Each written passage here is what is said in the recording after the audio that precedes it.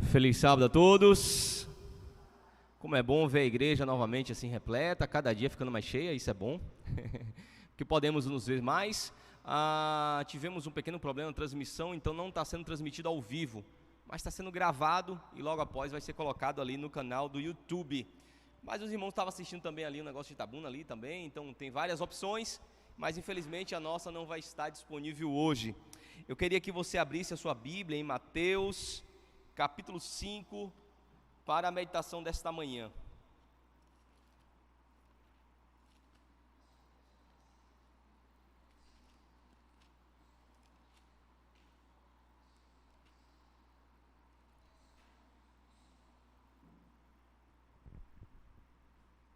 Mateus capítulo 5.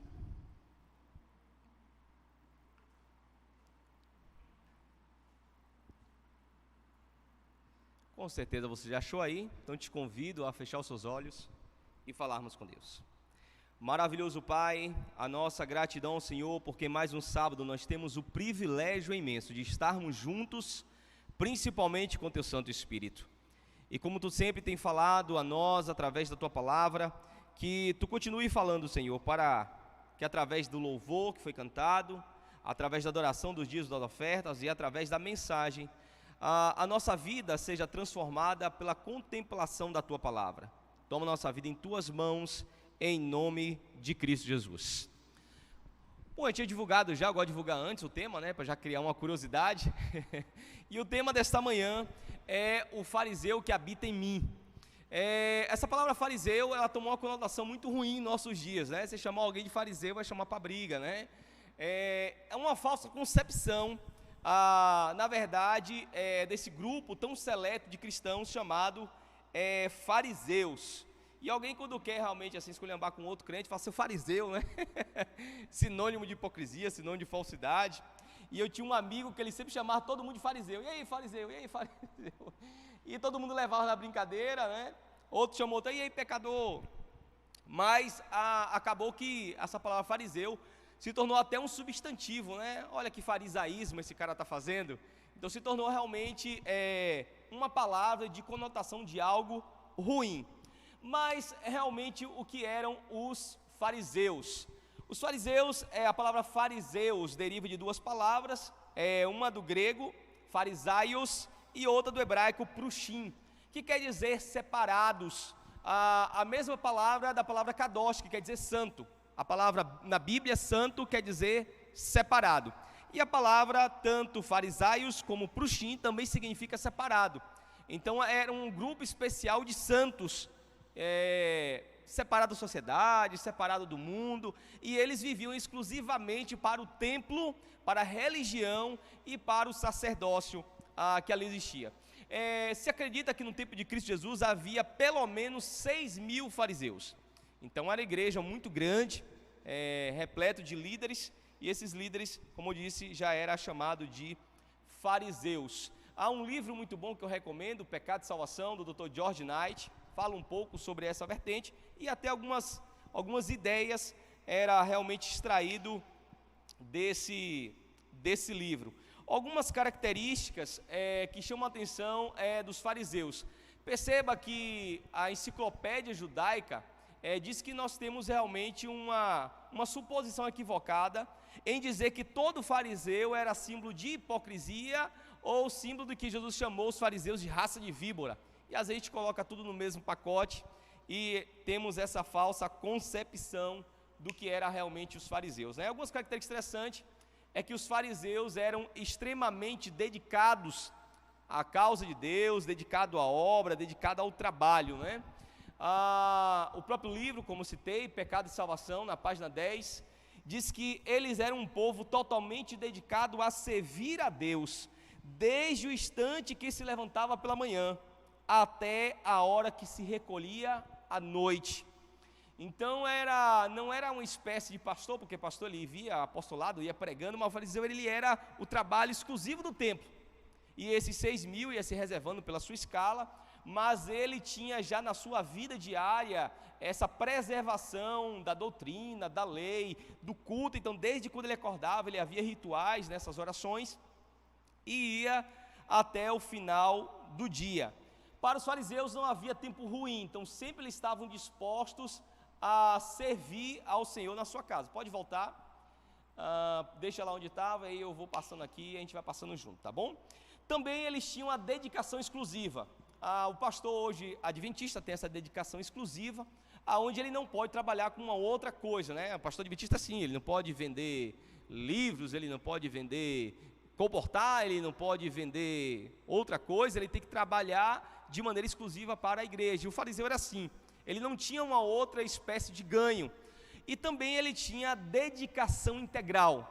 Então, além de não trabalhar com outra coisa, não ter renda de outra coisa, ele deveria estar 24 horas a serviço do templo. Então, por exemplo, tinha algum problema e marcasse uma comissão da igreja, naquela época, 11 horas da noite, todos os fariseus viriam para o Sinédrio, e nós percebemos que o julgamento de Cristo foi na madrugada, e eles estavam ali naquele julgamento. Então eles estavam inteiramente disponíveis, de maneira integral e exclusiva para o serviço do mestre. Segunda característica é que eles eram bastante reverentes à palavra. Aí tem uma foto que eu tirei de um culto deles, eles têm alguns acessórios que era bastante importante para expressar essa reverência à palavra, e um deles eu trouxe aqui nessa manhã. Aqui eu estou com um lenço, ou um manto, que é usado pelos judeus. Na oração matinal ele cobria, mais ou menos assim. Estou parecendo um fariseu agora? Para fazer jus ao sermão? Então ele cobria assim o seu rosto, sua cabeça, se curvava, e ali ele fazia a primeira oração matinal. E sempre quando ele fazia a oração, ele se revestia do talite. O nome disso aqui é talite, que era um manto para cobrir a cabeça nas orações, e tem um significado muito especial. Quando o fariseu ou o judeu se cobria com o talite, todo mundo também que estava orando estava coberto. Então naquele momento todo mundo era igual, porque todo mundo estava debaixo do mesmo tecido. Uma outra coisa sobre o talite é que o talite também simbolizava a cobertura da presença de Deus. Tem vários significados, né? O tsi-tsi, que são essas tranças, esses nós, cada um tem um significado. As palavras da Torá, escritas nas pontas, também no meio tem a Torá, e tem bastante simbologia. Então eles não liam a palavra e eles não oravam sem antes ter esse período de reverência. Diga-se passagem, antes de usar o talite havia uma oração, né? E eles faziam uma oração, que está escrita em Deuteronômio, capítulo 6, e eles repetiam uma oração, dizendo que o Deus Todo-Poderoso do Universo havia o coberto com a sua presença, e ali ele reverenciava a palavra de Deus, quando ia ler a palavra. Um outro instrumento também que eles usavam, era essa caixinha preta que está na sua cabeça.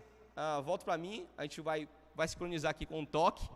Essa caixinha preta na cabeça é chamado de tefilim, que era usado na cabeça e era usado também no braço. Imagine uma caixa, nessa caixa havia um pedaço da Torá, Deuteronômio capítulo 6, e Êxodo capítulo 13, versículo 1 a 16, e eles colocavam na cabeça, porque há aquele texto bíblico, e até o texto bíblico colocado aqui também dentro fala isso, que a gente deveria, colocar sobre a nossa cabeça e sobre o nosso coração.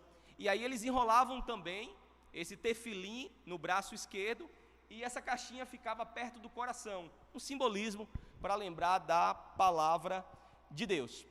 Passa mais uma foto, deixa eu ver se tem uma foto, ok? E aí a outra foto, que é o mezuzá, também contendo um pedaço da Torá, um pedaço da palavra de Deus, Deuteronômio e Êxodo, e era colocado sobre todos os umbrais de porta. Se você for em um comércio judaico, vai ter essa mezuzá pendurada lá, em todas as casas. E a gente percebia que quando eles entravam na casa, ou eles tocavam na mezuzá, ou eles beijavam a mezuzá. Diga-se passagem, houve até um problema nessa pandemia, porque todos que entravam na casa beijavam a mezuzá, e era um grande transmissor do coronavírus, e eles tiveram que se adaptar a essa realidade. O próprio Rabi Shimon Bar Yachá, ele diz: quando o homem se levanta de manhã, ele coloca o refilim e o tsi-tsi, e no Shekinah, que é a presença de Deus, paira sobre ele e proclama: tu és o meu servo, Israel, através do qual eu sou glorificado. Então todos esses símbolos eram uma reverência à presença de Deus quando se ora, e uma reverência à palavra de Deus quando nós a lemos. E algumas coisas me chamou bastante atenção em duas oportunidades, como me deparei com a cultura judaica. Uma em Paris, onde eu fiquei hospedado em um bairro judaico, e a outra no próprio Jerusalém, ao ver os costumes e a reverência que eles têm da palavra de Deus. O terceiro ponto que eu destaco, que me admira entre os fariseus da Bíblia e entre alguns judeus, é que eles eram bastante abnegados, eram doados. A Bíblia diz em Lucas capítulo 28, verso 12, e esse é um diálogo de Jesus com eles, dizendo que ele jejuma 2 vezes por semana e dá dízimo de tudo quanto possuía. Então, além de ser pessoas dedicadas à palavra de Deus, pessoas reverentes, também eles eram pessoas que dizimavam e jejuavam com frequência. E até se havia um costume entre os fariseus de passar pó branco no rosto, para transparecer que eles estavam jejuando há tanto tempo que já estavam magro, raquítico, anêmico. Como algumas de nossas irmãs, que eu já vi quando eu era adolescente na igreja, eu via isso, irmãs que usam saia grande, mas aqui na frente é um pouquinho curta, para mostrar os joelhos calejados da oração, Então os fariseus gostavam de mostrar as suas penitências para se consagrar. Então eles jejuavam e eles oravam em praça pública, para que isso fosse bastante externado para as pessoas. Quarto item também, que eles eram missionários. Algumas pessoas pensam errado, não, o trabalho deles era só no templo, eles não pregavam o evangelho. Mas olha o que diz Mateus 23, verso 15, Jesus se referindo aos fariseus, ele diz assim, pois que percorreis o mar e a terra, para fazer um prosélito. Prosélito é recém-converso. Então eles não somente, esses 6.000 trabalhavam no templo, mas eles viajavam para pregar para os gentios e para os judeus que tinham uma cosmovisão diferente. Então ele era bastante missionário na sua obra de pregar o evangelho. E saíam em toda a terra, e mar significa que não somente em Jerusalém, mas na Judéia e até os confins da terra, porque pegavam então as embarcações e eles iam além mar pregando o evangelho. Uma quinta característica, pode passar agora, dos fariseus, é que eles eram bastante zelosos pelo templo e também pelas coisas de Deus. Você tem uma ideia, eles têm 613 leis, e essas leis, a maioria delas se remete ao templo, o cuidado com o templo, as orações e todos esses rituais que nós abordamos, alguns deles aqui. Só para você ter uma ideia, só sobre o sábado existia 1.521 leis. Nós estamos chegando quase lá, a gente só não escreve as leis, mas a gente começa a criar um monte de leis sobre sábado, e os fariseus gostavam disso. Eles foram aprisionados, nós sabemos isso, no Egito, e para que o povo não fosse mais aprisionado, eles sabiam que foram aprisionados no Egito e passaram tanto tempo perambulando no deserto, sem a terra prometida, porque eles transgrediram a lei. E para que ele não pudesse mais transgredir a lei, eles começaram a observar a lei de maneira bastante afim, para que não pudesse voltar novamente no Egito. O Mitzavot, que essas 613 leis, são decoradas desde a infância. E aí, ao decorrer da fase adulta, ele já tem todas as 613 leis decoradas, porque fazem parte da sua tradição, do seu dia a dia, Os fariseus eram eruditos, eles sabiam muito bem a Torá, sabiam a Bíblia, eram muito bons no manual da igreja, eles gostavam das comissões da igreja, de sentar para julgar, para discorrer, para debater a teologia, debater a interpretação das escrituras. E como eles acreditavam que quando todo o judeu guardasse a mitzavot, a lei, a Torá, sem transgredir nenhuma delas, o Messias então viria. Então eles se sentavam e diziam assim, olha, nós temos que guardar o sábado, e não pode fazer um monte de coisa no sábado, então vamos fazer algumas leis adicionais, para que não corra o risco de um judeu transgredir o sábado. Assim então, o Messias vai voltar, e nós iremos então herdar a terra e estabelecer o nosso reino. Para você ter uma ideia das leis judaicas, quando eu estava em Israel, eu via em todo banheiro tinha um copo, tipo um bule, de ferro, e todo banheiro tinha um bule de ferro e com uma corrente para que ninguém tirasse, porque o judeu, para ler a Bíblia, ou para alguma cerimônia religiosa, ele precisa lavar as mãos 3 vezes. Então pega o copo, lava uma, lava outra, então 3 vezes ele lava as mãos. E Paulo remota isso lá na frente, falar sobre lavar as mãos, está se referindo realmente ao costume farisaico de lavar as mãos antes de tocar na palavra de Deus. E é interessante, né, essa reverência, né, de lavar as mãos antes de tocar na palavra de Deus. Mas em algum momento esses rituais tomou o lugar da própria espiritualidade. A religiosidade superou a espiritualidade e se transgrediu todas as outras leis devido a elas. Por exemplo, não se pode torcer pano molhado no sábado. Então, se existe um pano, você não pode nem lavar, nem enxaguar e nem torcer. Só pode molhar se for de couro, porque não precisa torcer. Essas leis ainda são seguidas até hoje. Por exemplo, não se pode cortar o papel higiênico.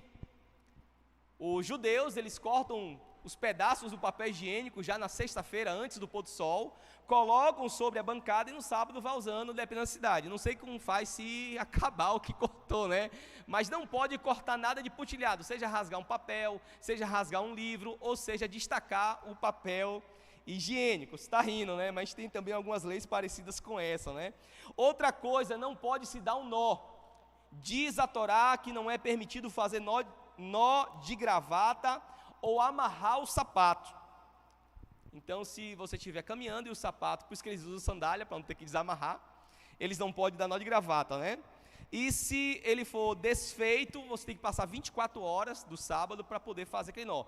Caminhar apenas alguns metros, você não pode usar utensílios privados em lugar público. Por exemplo, meu óculos é um utensílio meu.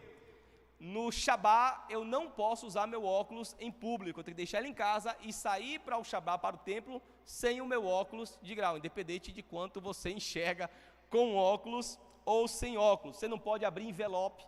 Então, se você tivesse um envelope de dízimo, e se você fosse um fariseu, você não podia abrir um envelope de dízimo. Então, por isso que eles davam um envelope de outra forma. Não pode se escrever e nem apagar. Então, Jesus, quando pega aquela mulher em adultério e ele escreve na areia algumas coisas, e alguns acreditam que eram os pecados dos fariseus, ele estava transgredindo uma lei, porque ele está escrevendo no dia de sábado. E depois aí, apagar também não. Acender fogo, apagar uma lâmpada, ou acender uma lâmpada, e de maneira bem estranha, o fariseu ou o judeu hoje, como se abre a sua geladeira, acende uma lâmpada, né? E como acender a lâmpada no sábado é pecado, na sexta-feira à noite ele desenrosca a lâmpada, guarda, para abrir a geladeira e não precisar acender a lâmpada no sábado, para não poder pecar. Então algumas das 1.521 leis que o fariseu tem para a observância do sábado, e não para a sua transgressão. Então perceba que eles eram bastante zelosos, até ao extremo, com a palavra, com a oração, com os rituais, com os templos. E outra coisa interessante também dos fariseus é que eles eram pessoas boas. Eles não eram pessoas ruins, eram pessoas boas. Lucas capítulo 18, verso 21 diz, e disse, todas as coisas tenho observado desde a minha mocidade. Ali há um fariseu, diga-se passagem, com alto poder aquisitivo, e se era fariseu com alto poder aquisitivo, a coisa ficava realmente complicada. Ele aparece até para Jesus e diz, bom mestre, que farei eu para herdar a vida eterna? Perceba a concepção farisaica do que é a lei, o que farei eu para herdar a vida eterna? Então um dos erros teológicos dos fariseus é que eles precisavam fazer algo para herdar a vida eterna. E aí Jesus falou assim, olha, você precisa guardar os mandamentos. E quando a Bíblia fala mandamentos, não era o decálogo, era todos os mandamentos bíblicos, e na concepção judaica, até as 613 leis, mais as 521 do sábado. E ele diz assim, olha, eu tenho feito isso desde a minha infância, então eu já tenho a vida eterna. Se é só isso, então eu já estou garantido, porque eu sigo de maneira bem estrita a lei, eu observo, eu faço as minhas orações, eu uso o talit, eu uso o mezuzá, então eu estou tranquilo, então eu vou para o céu, né? E Jesus falou, então vai, vende tudo que tem e dá aos pobres. Ele falou, aí está complicado, não existe isso na mezuzá, né? Não existe isso escrito na Torá, isso aí não está escrito não. E a Bíblia diz que ele saiu, né, decepcionado, porque ele foi chamado para fazer a tipificação da lei. Mas eles eram pessoas boas, não eram pessoas más. Ajudavam o próximo, eram pessoas que cuidavam das pessoas dentro do que existia dentro da lei, eram pessoas bastante honestas, eram pessoas bastante compromissadas, até que quando você tinha um filho, e quando ele ia chegando na fase dos 8 anos, o sonho de toda mãe é que o filho fosse um fariseu. Porque o fariseu, sabia um espelho. E quando Jesus diz assim, se a justiça de vocês, ele fala isso para os discípulos, se a justiça de vocês não exceder a dos fariseus, de modo nenhum entrarei no reino dos céus. Os discípulos entraram em colapso, sabe? Porque era como se você fosse um corredor. Alguém gosta de correr aqui na Soares Lopes? Alguém gosta de correr ou andar? Pronto, pega vocês aí. Agora vocês vão correr na Soares Lopes com Bolt. Eu falar de Usain Bolt, o maior corredor do planeta Terra. Então assim, agora você vai correr com ele, você precisa ganhar essa corrida. Alguém gosta de jogar bola aqui? Levanta a mão. Zezinho, vamos bater um babinha domingo, Zezinho. E Zezinho, o cara te chama assim, ó Zezinho, você vai jogar bola 1 a 1, travinha fechado, e seu concorrente vai ser o Neymar. Então na cabeça do discípulo era isso que Jesus estava pedindo para ele. Rapaz, se os fariseus são os tops, eles fazem tudo certo, são inerráveis, eles são bons, são zelosos, eles vivem a vida na igreja, vivem a vida para a religião, como é que eu, um pescador simples, eu, um cobrador de impostos, vou exceder a justiça dos fariseus? A mensagem era impossível para os ouvintes naquele dia. E uma última característica que eu quero destacar dos fariseus é que eles eram adventistas.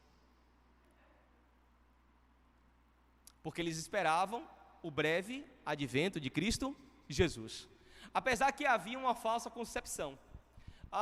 Quando se perguntou em um site chamado Bnei Noach, que é Filhos de Noé, eles dizem o seguinte: o primeiro teste de qualquer líder judeu, seja profeta, sábio ou rei, e deve ser o compromisso com a Torá e a mitzvot. Somente alguém por total dedicado completamente a todos os mandamentos da Torá e da mitzvot, com todos os seus detalhes, como explicado pelos eruditos e líderes judeus durante 3.000 anos, podem ser considerados um Messias em potencial. Aí vem Jesus e não segue, escreve dia de sábado, ele cura alguém dia de sábado.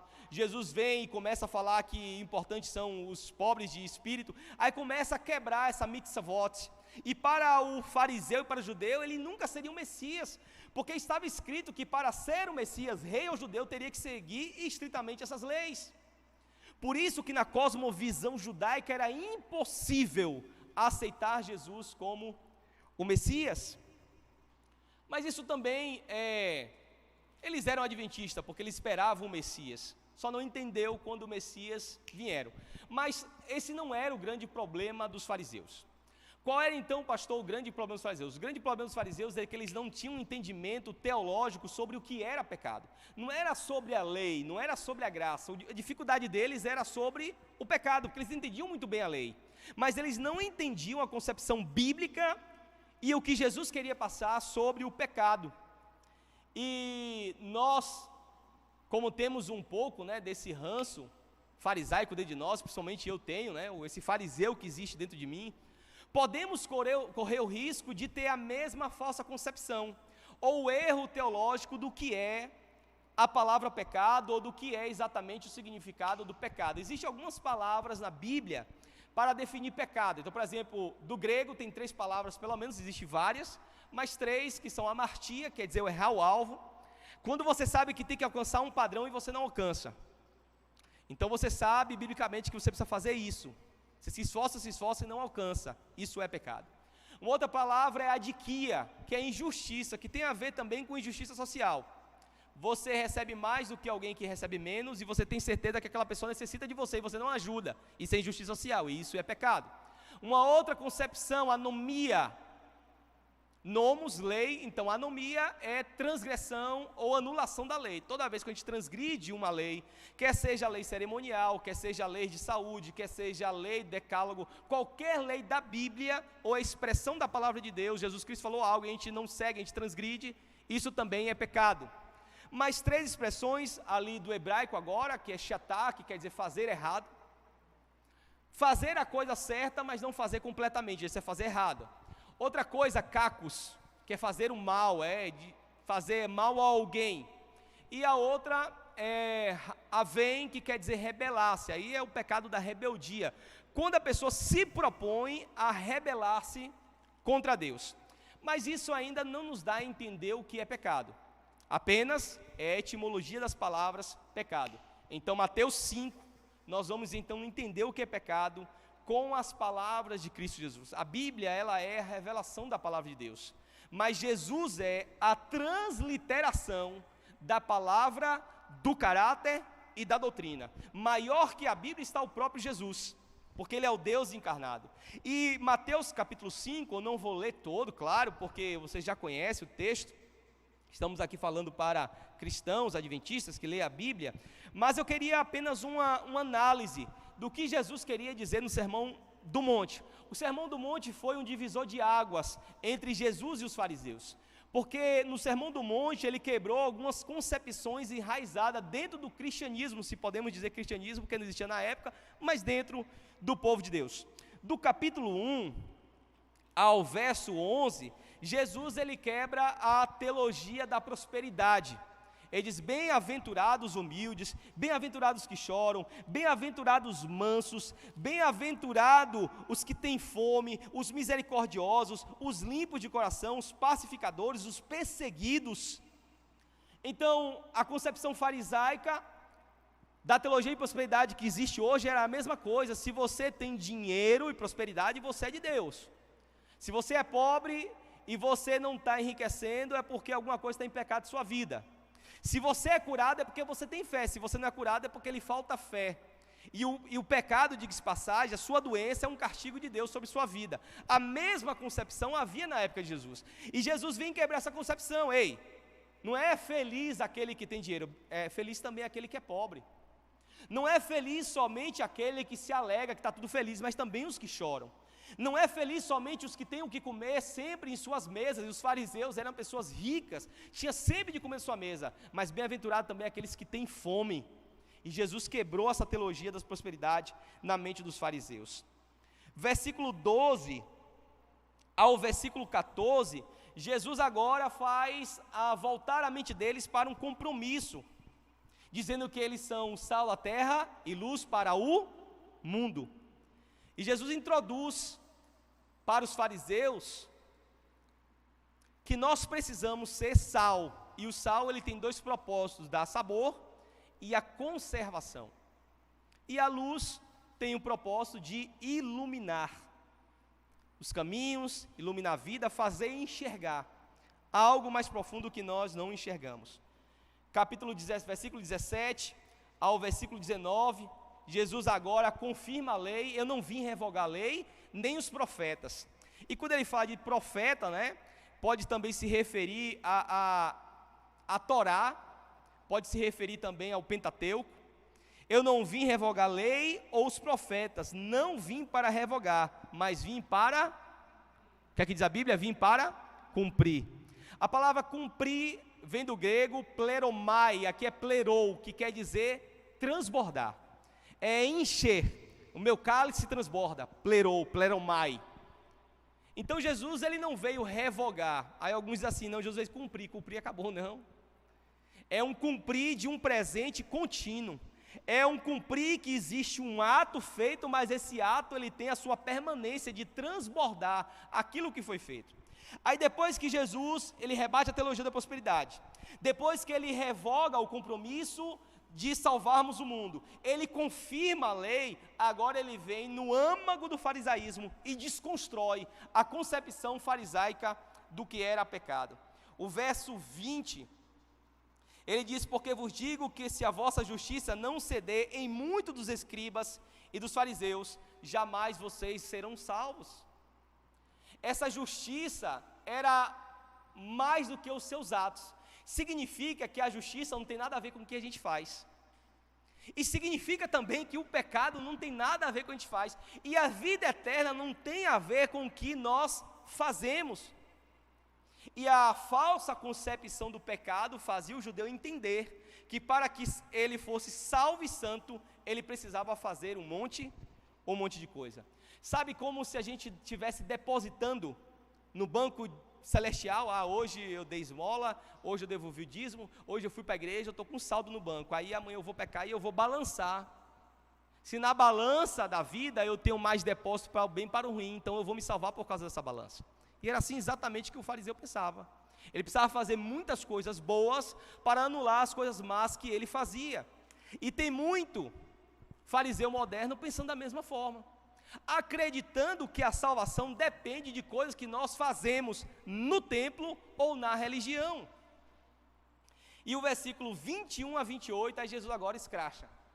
Ele expande, ele plerou, ele transborda a lei que os judeus tanto guardavam. O versículo 21, ele diz o seguinte, que os nossos atos, não são exatamente os nossos pecados. Por exemplo, o verso 22, ele diz o seguinte, a Bíblia diz que não matarás, mas qualquer um que se irá ou insultar, ou chamar de burro o seu irmão, esse vai para o inferno. É claro que Jesus usa uma cosmovisão farisaica de inferno para pregar para eles. Jesus está dizendo que existe inferno, que vai pegar fogo, não, ele está dizendo sobre perdição, mas usa ele um termo Hades, porque era um termo da cosmovisão farisaica. Então qualquer um que se irá, qualquer um que insultar o irmão, ou qualquer um que chamar ele de burro, esse vai perder a salvação. Aí a coisa ficou complicada, porque até então nenhum fariseu matou ninguém, aí estava beleza, eu vou ser salvo. Agora insultar alguém, o fariseu ficou complicado, porque o nosso bicho lá, complicado, lá quando a gente faz a reunião lá da igreja, o negócio pega, né? Então aqui, será que eu não vou para o céu? Quem é esse homem para dizer que eu não vou para o céu? Um dia eu estava fazendo uma santa ceia, em uma igreja, em um outro distrito, e eu estava acabando de chegar no distrito, eu não sabia o número de igrejas exato, o pastor me passou assim exatamente, eu pensava que era 12, mas na verdade era 13, e eu tinha 2 igrejas na cidade de Entre Rios, e havia uma igreja, então eu coloquei no itinerário uma igreja, que era em Entre Rios, e eu não sabia que existia outra igreja, sabe? E eu passei 3 meses sem ir naquela igreja. Então imagine como os irmãos ficaram, né? Bom com o pastor por causa disso. E aí ligaram para a associação e fizeram aquela coisa, e aí alguém me ligou, alguém assim teve a hombridade de me ligar, pastor, o senhor não vai vir aqui não? Eu falei, não, já fui, está no itinerário, tal dia, tal dia, tal dia. Não, pastor, essa é a outra igreja, aqui nós temos 2 igrejas. Falou, varão, perdão, não sabia, ninguém passou, cheguei agora e tal, mas já marca aí que eu vou fazer uma semana de oração todinha aí para pagar minha dívida, né? E aí eu fiz a Santa Ceia, nessa semana de oração, eu comecei com a Santa Ceia, e uma irmã me procurou no final do culto, chorando, em lágrimas e tal. Ela dizia, pastor, eu queria te pedir perdão, porque nesse período eu falei muito mal do Senhor. Sabe, eu fiquei muito irritado, eu não compreendi o contexto, eu falei muito mal do Senhor, eu queria pedir perdão. Eu falei, fique preocupada, fique tranquilo, você já está perdoado. E a gente precisa ter esse sentimento, sabe? Porque se a gente se ira com o nosso irmão, se a gente insulta o irmão, ou se a gente chama ele de tolo, não foi o fariseu que disse, foi Jesus que disse, nós não iremos entrar no reino de Deus. No verso 24, Jesus usa aquele texto do dízimo, né? Vocês dão um dízimo do quento e tal, mas ele disse, se você devolver o dízimo e a oferta e você for no altar, e você tiver de mal com seu irmão, volta, não devolva o seu dízimo, não devolva a sua oferta, e vá fazer as pazes com seu irmão. Olha o que o versículo 24 diz, e como é interessante o que Jesus disse. E deixa perante o altar a tua oferta, e vai primeiro reconciliar com teu irmão, então voltando faze a tua oferta. O versículo 23 diz assim, olha o 23, se pois ao trazer ao altar tua oferta, e ali te lembrares que teu irmão tem alguma coisa contra ti, então não era uma ofensa que você fez, era a ofensa que o irmão fez para com você. Está entendendo aqui a questão, que é mais ampla ainda? Jesus está dizendo assim, se você vai devolver o dízimo, e não é que você está errado, quem está errado é quem? O irmão. Se o teu irmão fez algo contra ti, você não pode devolver nada a Deus, porque aquilo não será aceito. Você precisa procurar o seu irmão que lhe ofendeu e fazer as pazes com ele. Só então a sua oferta será aceita, e só assim você pode entrar no reino dos céus. As coisas foram muito complicadas para os fariseus, porque era fácil devolver o dízimo, era fácil devolver a oferta, e eles devolviam de tudo que tinha. Versículo 28, eles falam do adultério. Vocês adulteram, mas eu vos digo que aquele que apenas olhar para uma mulher, ou pode ser vice-versa, né, para um homem, com olhar impuro, você já adulterou com ela e você já cometeu adultério em seu coração. E as coisas começaram a ficar estreitas, porque realmente os fariseus não adulteraram, pelo menos na sua maioria, mas olhar, quem nunca olhou, né, tire a primeira pedra, né? Quem nunca teve um pensamento, que a gente não governa o pensamento, não sei se você sabe, você não tem controle total sobre o seu pensamento. Às vezes nós estamos até na igreja e vem pensamento ruim na nossa cabeça, não é assim? A gente não tem controle sobre os pensamentos. E as mensagens subliminares que são colocadas sobre nós, né, para essa sexualidade na TV, na internet, nos outdoors, a gente passa, a gente tem contato com essas visualizações. E qualquer um que olhar, desejar ou pensar, Jesus diz assim, esse vai para o inferno. O inferno ficou muito mais perto dos fariseus naquele dia do que nunca. E o versículo 29, sobre justiça, vocês se dizem justos, tanto que esse mesmo judeu que falou aquelas frases, diz assim, se existe duas pessoas no mundo, o Simon, né? Se existe duas pessoas no mundo justas, essa é eu e meu filho. Se existe só uma, essa sou eu. Então você imagine o senso de justiça que o fariseu tinha, né? Eles iam para as praças e oravam, Senhor, muito obrigado, porque eu não sou como esse pecador, esse publicano. Não é assim? Jesus rebateu essas orações, e eles gostavam de dizer que eram perfeitos. E Jesus diz no versículo 39, né? Se vocês querem exceder a justiça, se alguém te dar um tapa na face... Eu li um livro chamado As 10 Coisas que Eu Odeio em Cristo Jesus. E uma das coisas que o autor disse que eu odeio em Jesus era essa frase. Parece impossível, não é verdade? As 10 coisas que eu gostaria que Jesus nunca tivesse dito. Em inglês que eu odeio, mas em português, as 10 coisas que eu gostaria que Jesus nunca tivesse dito. E eu tenho um sangue um pouco poético, né? E eu fico imaginando, me dá um tapa na face. E para o fariseu, ou para o judeu, cuspir na face, ou dar um tapa na face, era a maior humilhação de todas. Jesus falou, vocês querem entrar no reino dos céus? Não é seguindo as leis que vocês têm que vocês vão entrar no reino dos céus. Se alguém te dá um tapa na face, dê a outra face. E no verso 44, culminando ali já o sermão do monte, é bem extenso o sermão do monte, ele diz o seguinte no verso 44, eu porém vos digo, amai os vossos inimigos, orai pelo que vos perseguem. Perceba que todo o mandamento de Cristo, antagônico aos mandamentos que eles serviam, tem a ver com relacionamento. Então Jesus, ele dá a verdadeira concepção do que é pecado. Pecado não é aquilo que eu faço, pecado é aquilo que eu sou. Primeiro, porque eu não tenho como deixar de pensar em coisa errada. Segundo, eu não tenho como deixar de ser um assassino. Eu sempre estou assassinando as pessoas, falando mal das pessoas. Eu sempre estou pensando mal das pessoas. Para Paulo, pecado não é aquilo que eu faço. Ele diz, um homem entrou o pecado no mundo. Assim todos pecaram e a morte passou a todos. Então, pecado é um estado e não ação. Nós somos pecado. Em pecado concebeu a minha mãe. Nascemos em pecado, diz o profeta. Então, pecado não é aquilo que eu faço, pecado é aquilo que eu sou, e nada que eu produza pode ter ato de justiça. Jesus, quando olhou nessa concepção do pecado, ele diz que a justiça de vocês são como trapos. Ele não diz o nosso pecado, ele diz a nossa justiça. Então, tudo que nós produzimos é fruto do pecado, até as coisas boas. E o fariseu não entendia isso, ele achava que pelas coisas boas que ele fizesse, ele poderia alcançar a salvação. E o verso 48, Jesus fecha de uma forma fantástica.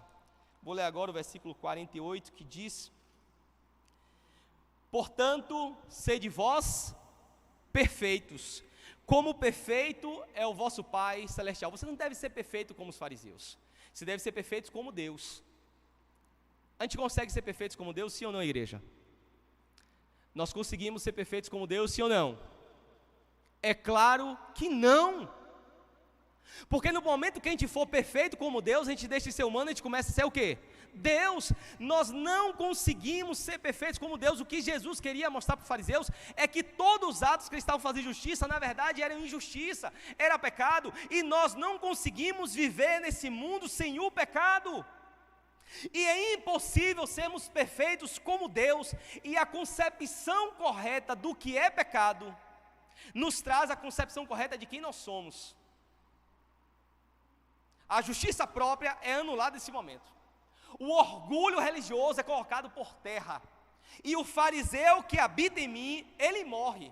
Porque nós sabemos que pecado é muito mais aquilo que nós fazemos, é aquilo que nós somos, a natureza pecaminosa. Natureza é algo que é natural, algo que é intrínseco, algo que nasce com a gente e só vai ser transformado através da glorificação, mediante a volta do Messias a essa terra. Jesus mostra que quando temos a verdadeira concepção do pecado, nós temos a verdadeira concepção de quem é Cristo Jesus. Já que nós não conseguimos ser perfeitos como o Pai, se pensarmos mal de alguém, nós vamos para o inferno. Se a gente fala mal de alguém, a gente vai para o inferno. Se a gente olha uma pessoa e deseja, a gente vai para o inferno. Se a gente faz tantas coisas, como aqui Jesus diz, a gente vai para o inferno, então significa que a gente não vai para o céu. E a salvação é apenas um ato de misericórdia de quem? De Deus. Não é um ato do ser humano, não é proveniente de nós. É proveniente do autor da eterna graça, que é Cristo Jesus. E Romanos capítulo 5, versículo 17, nós vamos terminar com esse texto. Jesus, ele, através de Paulo, e vale a pena lembrar que Paulo era um fariseu. Paulo era um dos maiores fariseus. Se está aí na escala de farisaísmo, Paulo, quem sabe, ele era, não sei se existia isso na época, mas o primeiro ancião dos fariseus. Tanto que ele dava vida por essa legião. Matou Estevão e matou muitos cristãos para preservar a igreja. E quantas vezes, irmãos, nas nossas comissões matamos tanta gente para preservar o nome da igreja? Gente com sede de justiça, gente com sede, na verdade, de vingança, e mataram tanta gente para preservar o nome da igreja, enquanto algumas vezes para os fariseus o nome de Deus não era honrado para honrar o nome do templo. Mateus capítulo 5, verso 17, para mim, esse é um dos textos mais lindos que Paulo já escreve. Paulo sabia muito bem o que era ser um fariseu, sabia muito bem o que era viver uma vida pesada, achar que os atos vão salvar, e Paulo sabia muito bem o que era isso. Mas quando se encontrou com um verdadeiro Jesus na estrada de Damasco, ficou cego para que pudesse enxergar a verdadeira religião. Ele escreve no versículo 17, capítulo 5, versículo 17, se pela ofensa de um, por meio de um só, reinou a morte, muito mais os que recebem a abundância da graça e o dom da justiça reinarão em vida por meio de um só, a saber, Jesus Cristo. Irmãos, se por causa da miséria de Adão e Eva, a gente está aqui, imagine pelo ato de Cristo Jesus. Se o ato de um homem foi capaz de afetar toda a humanidade, um ser humano simples, como Adão e Eva, imagine o ato do Deus encarnado para salvar a cada um de nós. Paulo diz assim, na verdade é maior. O ato do homem que pecou afetou toda a humanidade. Agora imagine o ato do Deus. Ele diz que esse ato abunda na graça, por meio de um só, a saber, Cristo Jesus. E nós devemos ficar felizes, devemos ficar regozijantes, porque a nossa salvação não vem de nós, dos nossos atos, nem dos nossos pensamentos. A nossa salvação vem apenas de Cristo Jesus. E Ele quer abundar a sua graça sobre nós nessa manhã. Ele quer fazer a gente viver, não a religião, mas viver a espiritualidade. E a música que vai ser cantada agora, fala um pouquinho sobre isso, sobre Israel. Pode vir cá para frente. Que por muito tempo esqueceu do verdadeiro Deus e apenas seguiu tradições, ritos, leis criadas não por Deus. E as leis, mesmo criadas por Deus, ela não pode superar a lei que rege todos os mandamentos, que é a lei do amor. E que Deus tome você nessa manhã, em nome de Cristo Jesus.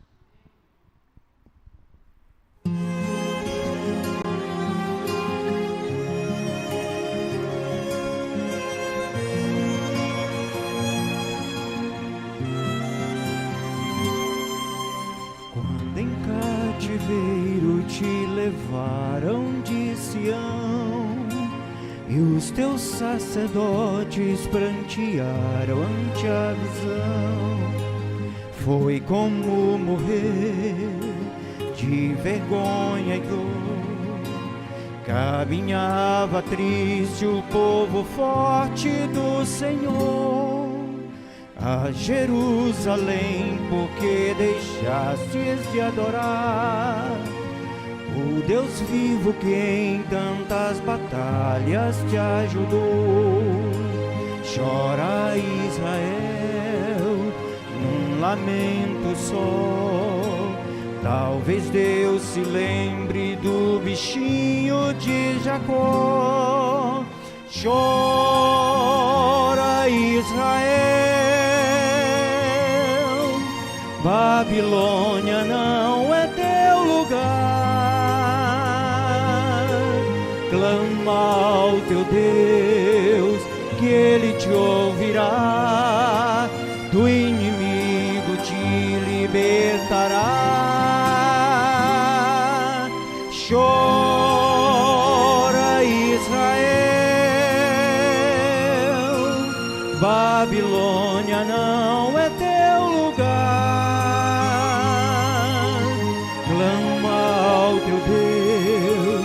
Ele te ouvirá, do inimigo te libertará.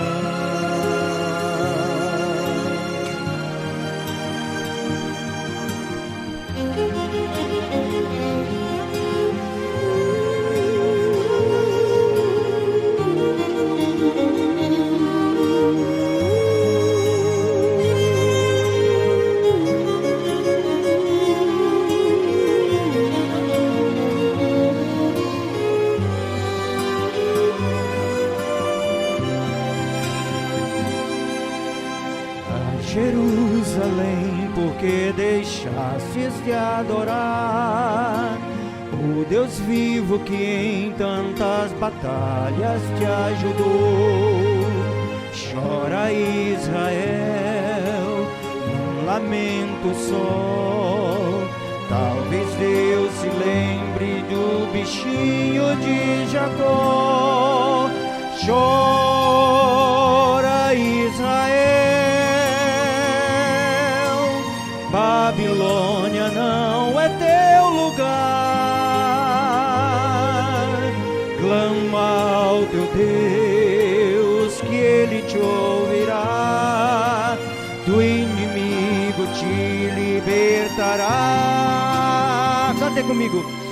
Chora Israel, Babilônia não é teu lugar. Clama ao teu Deus, que Ele te ouvirá, do inimigo te libertará.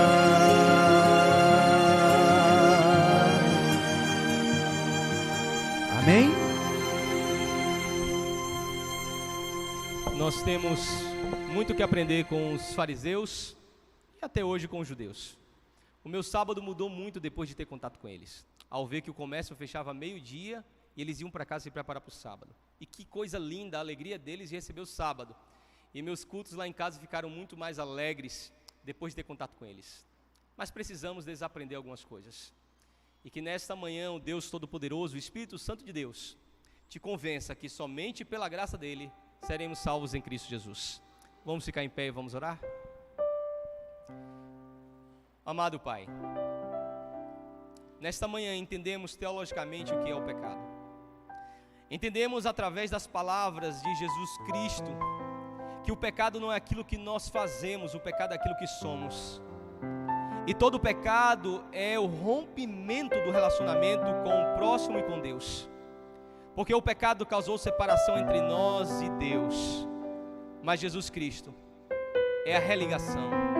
Jesus Cristo é a ponte, Jesus Cristo é o caminho, Ele é a verdade e a vida, que nos traz de volta e nos religa com o Pai, fazendo com que os nossos pecados e os nossos atos de pecado não seja um muro que nos separe do Senhor Deus Todo-Poderoso.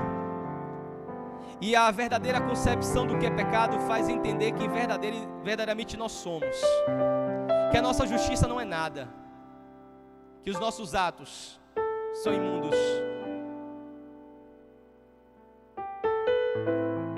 que aquilo que fazemos na igreja e fora dela são passadas pelos canais do pecado que existe em nossa vida e são vistos como Tu, Senhor, como trapos de imundície. Se entendemos quem somos, vamos ser mais misericordiosos com os nossos próximos, que somos as mesmas pessoas.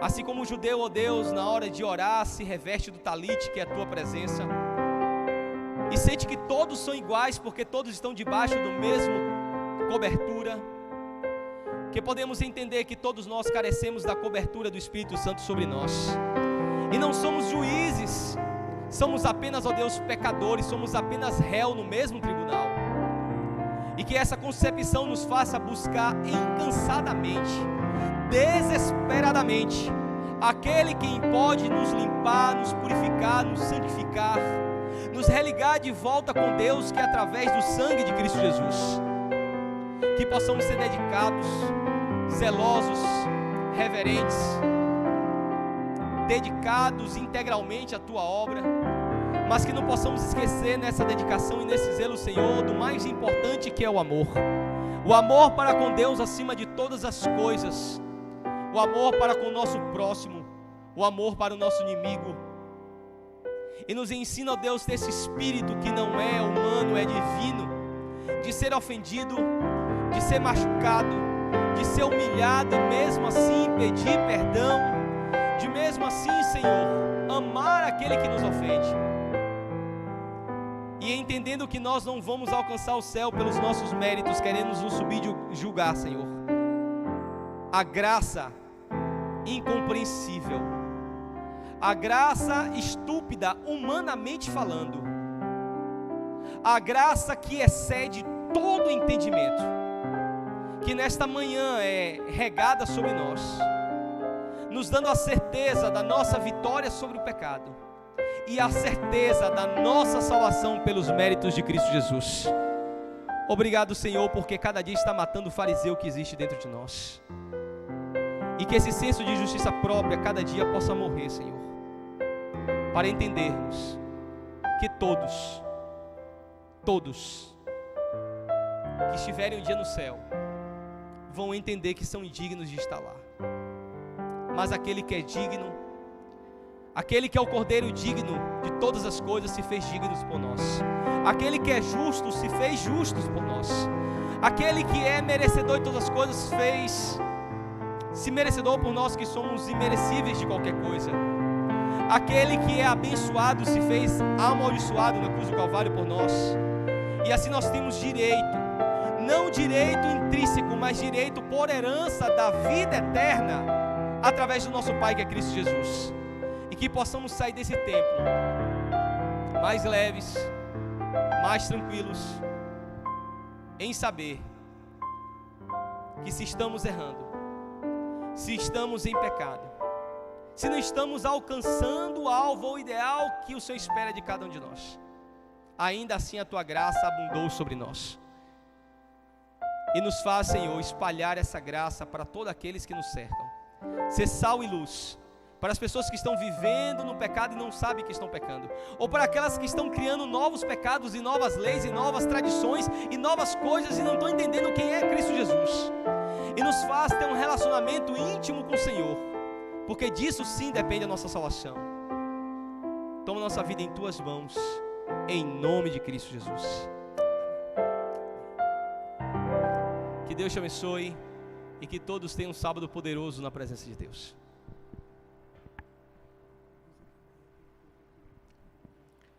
Muito bom, vale a pena lembrar que amanhã voltam os nossos cultos presenciais e transmitido também. Então amanhã a igreja estará aberta, será de 8 às 9, né? Nosso horário padrão.